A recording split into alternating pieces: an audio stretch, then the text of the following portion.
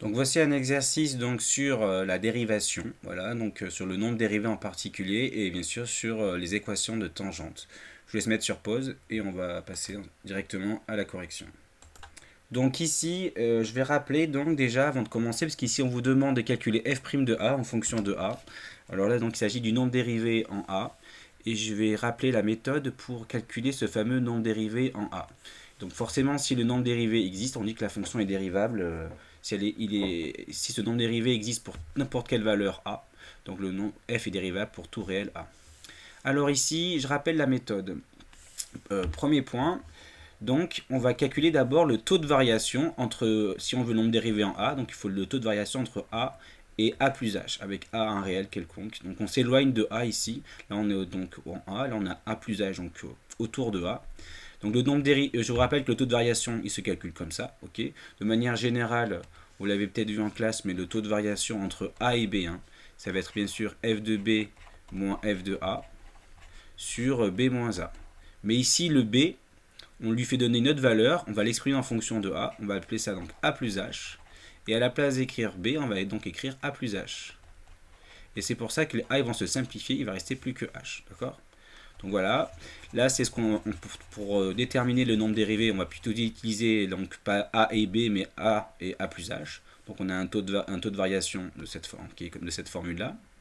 Ensuite, on va simplifier cette expression en deux, on va simplifier. Et il faudra souvent, très souvent, factoriser pour arriver donc à l'étape d'après qui est de faire tendre h vers 0. Parce que là, la difficulté sera de faire tendre h vers 0. Et souvent, comme h est au dénominateur, si h tend vers 0 au dénominateur, souvent, c'est pas possible. Donc là, le fait de factoriser va en fait contourner cette division par h qui va donc, en fait disparaître grâce à la simplification. Et ensuite, le résultat obtenu, ben, c'est le fameux nombre dérivé qu'on va appeler f' de a. Donc on va mettre en œuvre cette méthode pour donc montrer pour n'importe quelle valeur de a, pour tout réel a, ici, on va calculer donc f' de a pour n'importe quelle valeur a. Comme dans la méthode, on y va. Alors premier point, je calcule le nombre dérivé, donc là c'est reste très général, a n'a pas de valeur, a c'est n'importe quel réel, donc entre a et a plus h, donc c'est la formule que je vous ai dit tout à l'heure, qui correspond au taux de variation, tout simplement. Ensuite, et je rappelle que ce taux de variation, finalement, c'est le coefficient directeur d'une droite sécante à deux points, donc qui est la sécante qui passe par le point de la courbe au point d'abscisse A et au point d'abscisse A plus H. Donc si je vais faire une petite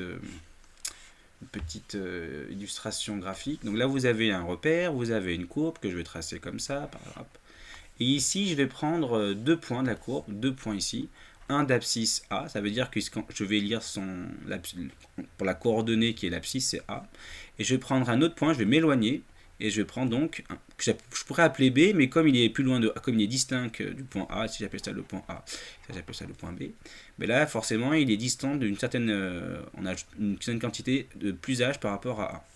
Ensuite là je trace la séquence, ici, voilà. C'est la séquente à la courbe au point d'abscisse A et A plus H.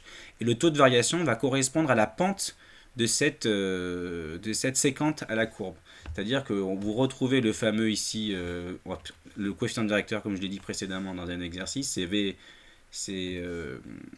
sur H. Donc là, vous avez forcément vous déplacer de H en verticalement et horizontalement. Vous avez bien une différence entre ici l'image R de A plus H moins F de A. D'accord? Parce que là, vous avez f de a, pour faire simple. Là, si je lis, vous avez f de a plus h. Donc, la différence qui est entre les deux, ici, là, cette différence qui est entre les deux, c'est donc f de a plus h, pardon, il y a un h, moins f de a. Donc, forcément, le coefficient directeur va être f de a plus h moins f de a sur h. Donc, là, donc j'efface tout ça. Maintenant, je calcule.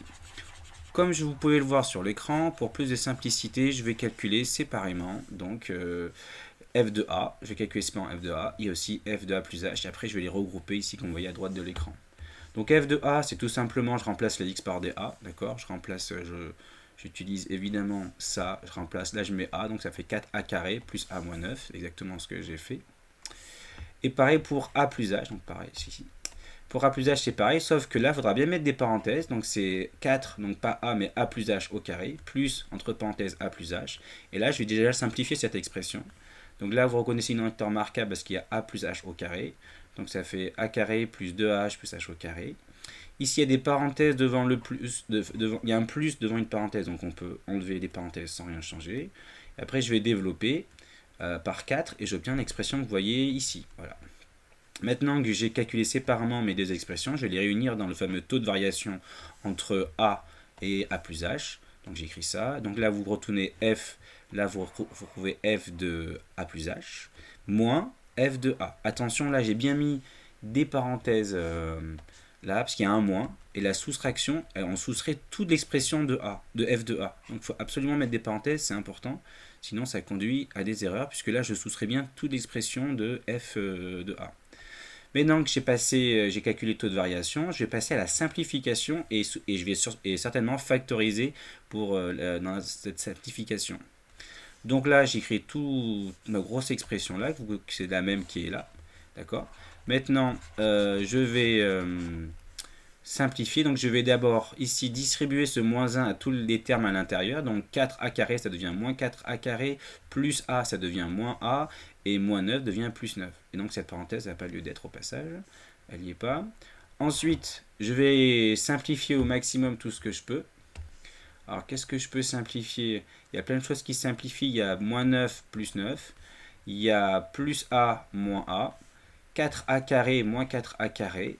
Et à la fin, il va me rester donc tout ce que vous voyez là. Il va rester 8ah plus 4ha carré, 4h carré plus h au milieu qui est là. Et comme là, il y a toujours ce h qui m'embête parce que je veux le faire tendre vers 0 dans l'étape d'après, ici dans l'étape 3. Donc je vais factoriser par h le numérateur. D'accord, ici. Et donc il va être h facteur de donc 8a tout simplement. On enlève le h. 4 et il n'y a plus le carré, donc c'est 4h. Et là, n'oubliez pas, c'est h fois 1. Donc il va rester que 1. Et par simplification, donc là, le numérateur, je rappelle qu'ici c'est fois 1, donc sur 1, ça ne va pas faire, on va même l'enlever, le numérateur, le dénominateur, pardon, et j'obtiens l'expression que vous voyez là. Maintenant, étape 3, je fais tendre h vers 0, ça revient à donner la valeur 0 à h dans cette expression. Donc ça fait 8a plus 4 fois 0, donc ça fait 0, plus 1, donc ça fait 8a plus 1. Et maintenant, on en déduit que donc ce nombre dérivé, c'est donc f' de a, pour n'importe quelle valeur a, c'est 8a plus 1. Autrement dit, pour tout réel a, bah, f est dérivable puisqu'il y a une limite, on appelle ça. Donc, puisque quand on fait tendre h vers 0, c'est possible. Donc f est bien dérivable pour n'importe quel réel a, et son nombre dérivé, c'est 8a plus 1. Ensuite, question suivante, en déduire f' de 2 tiers et f' de racine de 5. On va appliquer la formule trouvée précédemment avec a qui vaut 2 tiers et a qui vaut racine de 5 tout simplement. Voilà, c'est pas très dur. Donc quand a vaut 2 tiers, voilà. Quand a vaut 2 tiers, vous remplacez par 2 tiers, vous faites le calcul, ça fait 19 sur 3. Quand a vaut racine de 5, voilà, il n'y a aucun calcul, on ne peut pas faire mieux que cette expression-là, c'est 8 racine de 5 plus 1.